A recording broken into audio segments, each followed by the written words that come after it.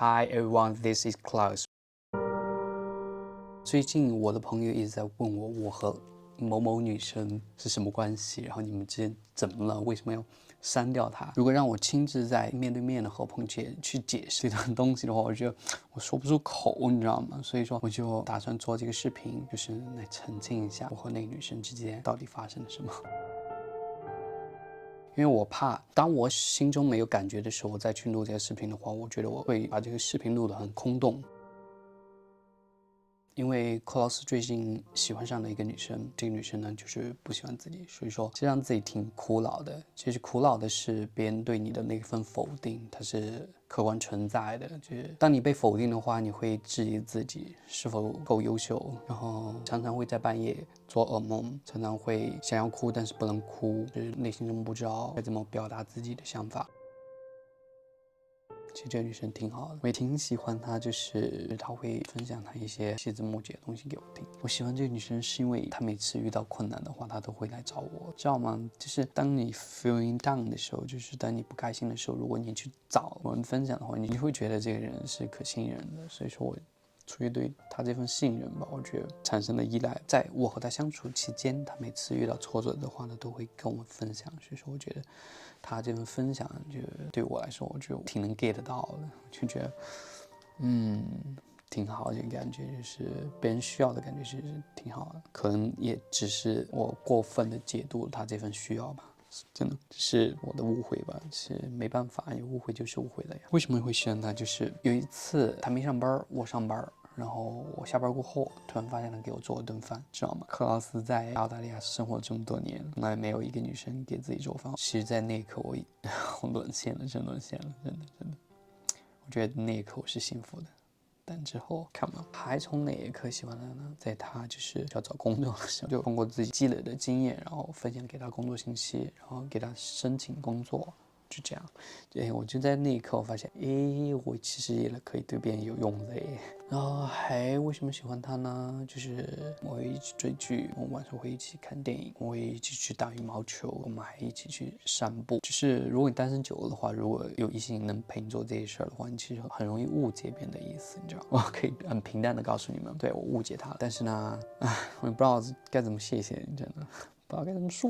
如果你在看的话，谢谢你。对方是挺优秀的，然后我也挺喜欢他的，但是觉得我们之间性格不合适吧，他挺招人喜欢的。然后我呢，我就特别木讷，然后不爱说话，只知道想自己东西，就是我内心有自己的小世界，可能他也走不进我的世界，我也走不进他的世界吧。所以说这是一个隔阂。其二呢，就是我和他相处的这段时间呢，我感觉不到他不再 care about me，不能感觉他就在乎我的一些表现或者迹象。我呢，就是一味的去做一些事情，就是我认为这件事情是对的，然后我觉得我这样做他会对我有好感或产生好感，但其实现实是刚好相反，他不会感受到我对他的好意，反而会觉得这是一份累赘吧。被拒绝这件事儿呢，我觉得挺正常的一件事，毕竟两个人的事情都是两情相悦的事情，所以说我被拒绝呢，我其实是抱着一种平和的心情，因为我承认自己的平庸和不足，但是更多的是觉得不甘吧，就是你明明自己什么都没做错，然后觉得自己已经用尽全力了，可是对方不会喜欢你，也没有给你任何的 feedback。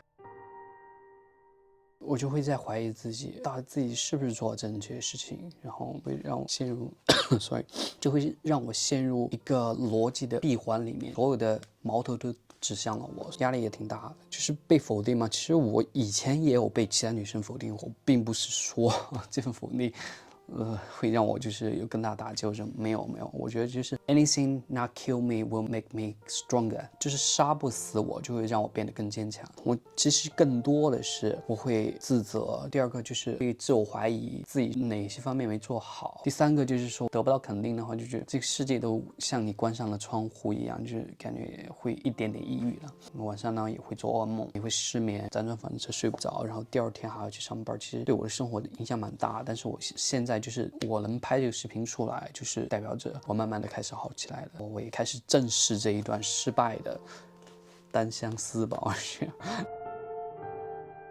其实这对我来说就是挺可悲的，因为每个人的时间都是有它的价值的，你把你的时间然后去做了一些东西，然后却没有得到任何回馈的话，我觉得自己挺失败的。我会质疑自己是否做了一件真正正确的事情，会衡量到底值不值得啊，或怎样。我其实有会开导自己，就是说，第一呢，感情的事情呢，不是你想你喜欢它就会有结果的，这是一个 iron law 嘛，这是一个铁律嘛。然后我觉得我自己不够优秀，我胆怯，我懦弱，我不够坚强，不能给到对方想要的生活。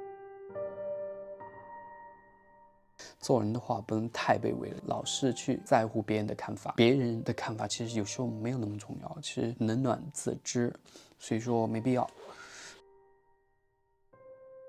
就我做了一件非常没脑子的事儿，你知道吗？我跟你说了我自己内心话过后，把你删掉了，没有问你的感受或怎样，这一点我是没做好，所以这些视频说句对不起，然后把你的微信删掉了，电话号码拉黑了。在那一刻，我是不想要自己越陷越深，因为我知道我误会了你的意思，所以说把我想说的话都告诉你，然后我就把你删掉了。因为我对爱情其实是很没有自信，就是如果人单身久了的话，自身就会有一个防御系统，就是不想让别人伤害自己，然后也不想把自己的脆弱的一面暴露出来。所以说，当我自己感觉到危险的话，我会把潜在的危险阻挡起来。所以说我删掉你，其实也是自己自身防御系统的一个表现嘛。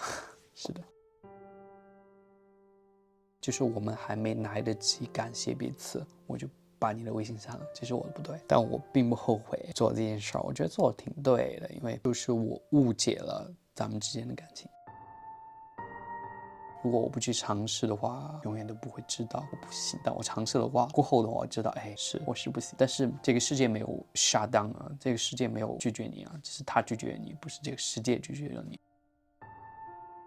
这个女生呢，在我们在引导的时候，她问了我有一个问题，她说：“如果你有一个很好的异性朋友突然向你表白，应该怎么办？”我现在这里给你建议吧。第一 ，say no。为什么呢？就是因为你把这个问题提出来问我的时候，你其实自己已经知道了答案，只是你不想要一个人去做这个决定而已，你是想要找一个人给你说 no 的理由。我觉得没必要，你不喜欢他就是不喜欢他，不要勉强，不要。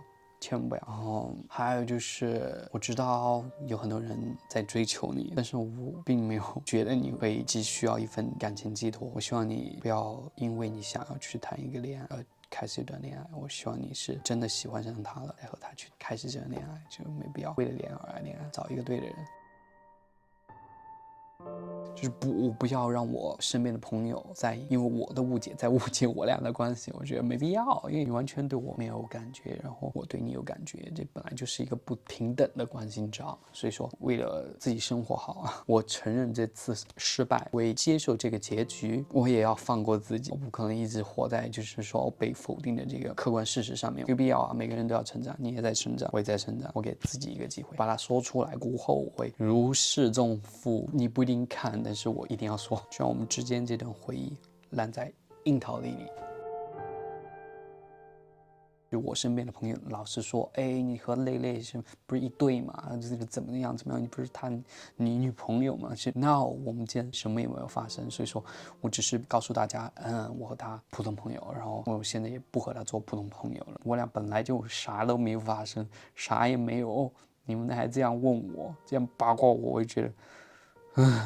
就我本来就和他没有关系，然后被越抹越黑，越抹越黑，就感觉我没必要呀。我喜欢就是喜欢了啊，就不能改变事实啊。但是不喜欢从那一刻那是真的不喜欢了。然后我也想去和这段我的喜欢画上一个句号，然后我想快点开始我的新的生活，然后从这段失败的求偶过程中走出来。不愿意，不愿意，就是因为我和他的事儿，然后影响了别人对我的看法。我不要啊，我啥都没做，你们在我背后说三道四的，没意义啊！我何必承受这个挡箭牌呢？我还不如把我自己内心讲给大家听，是吧？希望我生活暂时先不要谈感情生活，希望我的生活就一天天的让自己开心就行了。希望签证的事情有着落，希望我做一个全新的节目，认识更多的朋友，希望身体健康。然后接着我要去悉尼，然后我要和我的朋友双向奔赴。这次不会出什么幺蛾子吧？我希望你在看我这些视频的话，你一定要好好生活。我希望你能找到那个对的人，能找到那个能打开你心墙的人。我知道那个人不是我，所以说我不敢造次，所以希望你能找到。开始自己正常的社交，然后慢慢的吧，一点一点的去寻找那个对的他，因为我也不会气馁，我也不高兴，我就是我，敢于去爱，敢于去喜欢，就是一件挺勇敢的事情，所以说我还会继续努力尝试的，开心快乐就完了呗。咱们下个视频不见不散，比心了，老铁。